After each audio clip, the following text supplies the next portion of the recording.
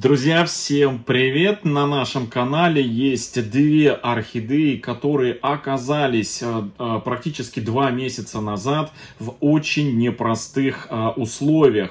Они 5 недель находились в 40-градусную жару без полива в моем южном доме. Так сложились обстоятельства, что я их случайно забыл в летней кухне, где они стояли на солнечной южной стороне у окна с открытыми дверьми.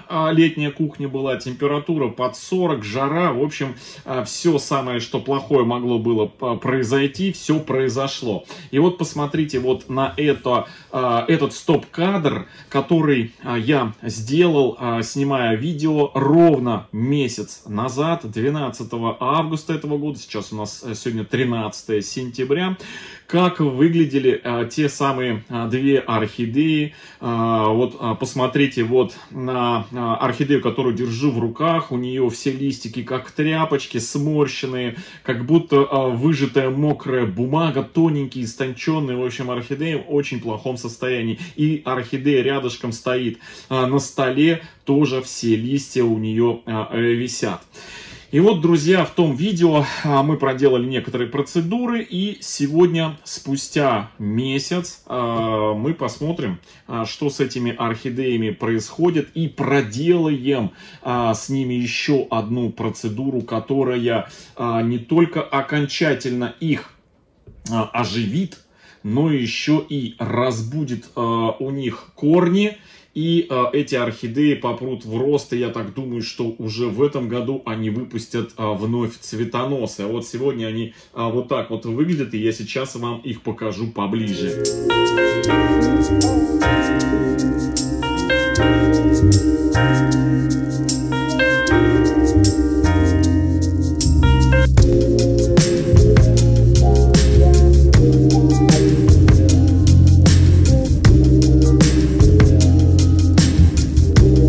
Так, друзья, ну вот, собственно говоря, вот они, эти две красотки.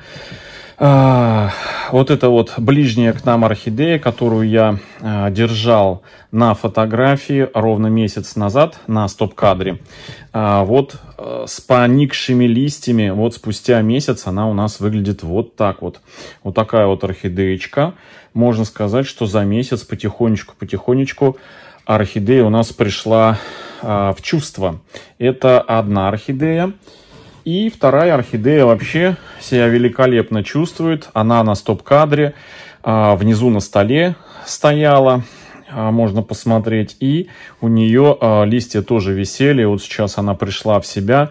И у нее даже вот проклюнулся листочек. То есть орхидея пошла потихонечку в рост. Напомню, что значит, после 5 недель засушки этих орхидей и нахождения под 40 градусов, мы их немножечко, прям совсем чуть-чуть, сперва на мизинчик я налил водички этим орхидеям.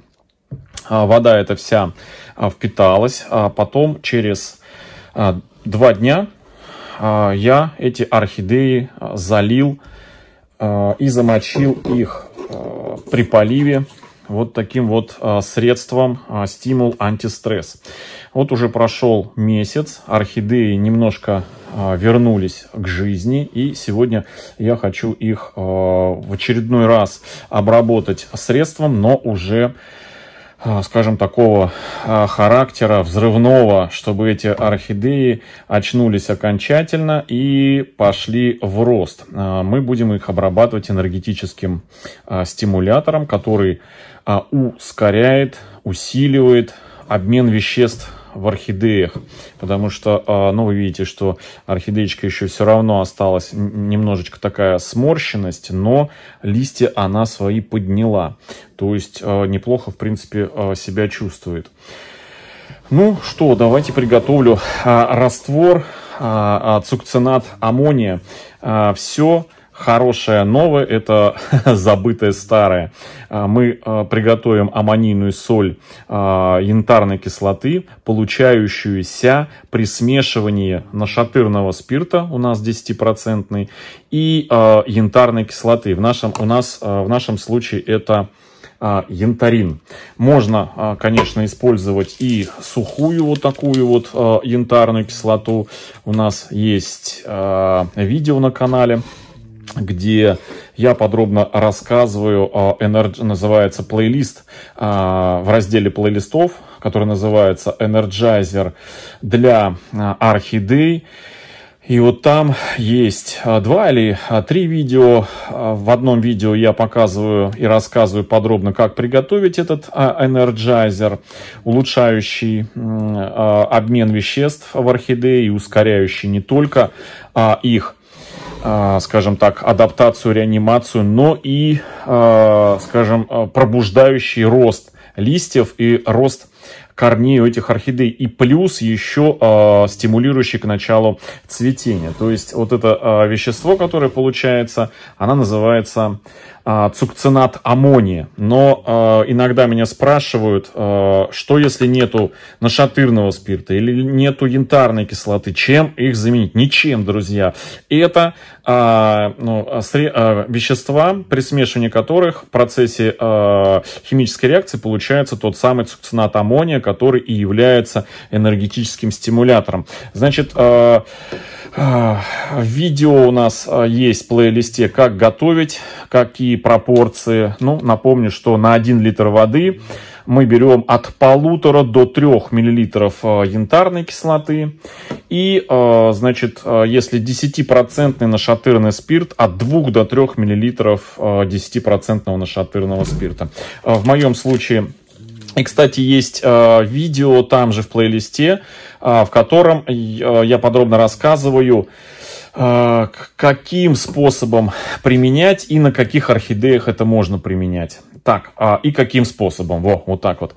Ну что, у меня здесь пол-литра всего, 500 миллилитров, поэтому такой, знаете, теплой водички.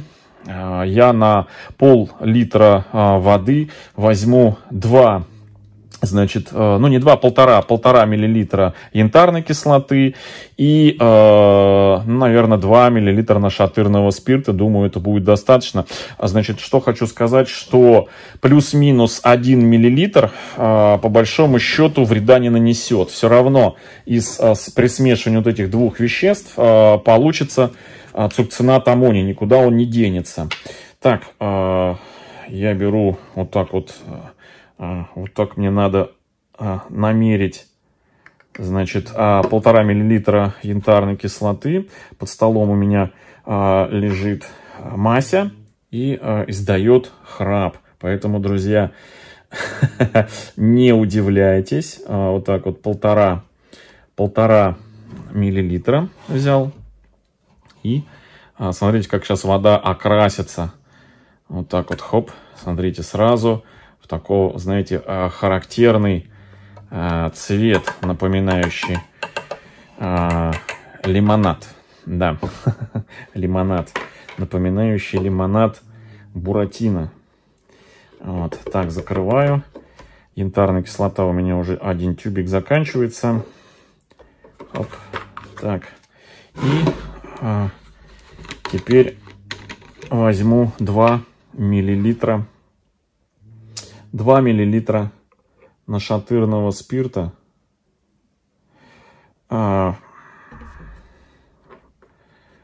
Этого будет достаточно на пол-литра воды. Вот.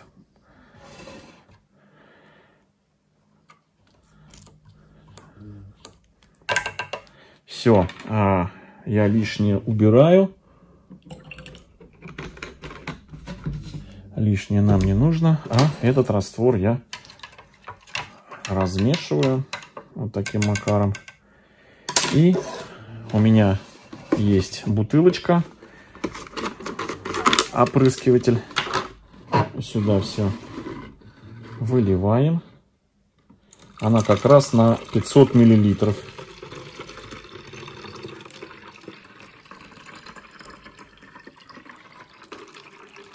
полученным средством мы сейчас обработаем, опрыскаем наши орхидейки. Остатками можно обработать, опрыскать другие орхидеи, которые находятся в стадии роста, но не в стадии цветения.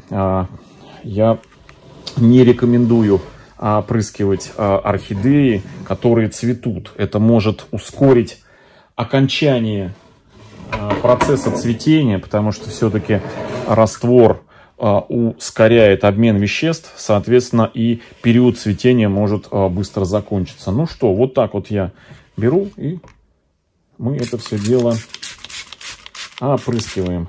Самое главное, что нужно опрыскивать со всех сторон, чтобы раствор попадал и с нижней части орхидеи. Все, вот одна орхидеечка у нас, отставляю ее. И теперь нашу вот эту, скажем, морщинистую нашу орхидейку сейчас опрыскаю.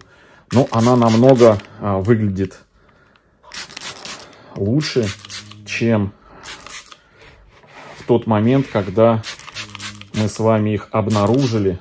Видео есть на канале, когда я только-только зашел и прям снимаю и показываю вам эти орхидеи, в каком они состоянии были, стояли в летней кухне.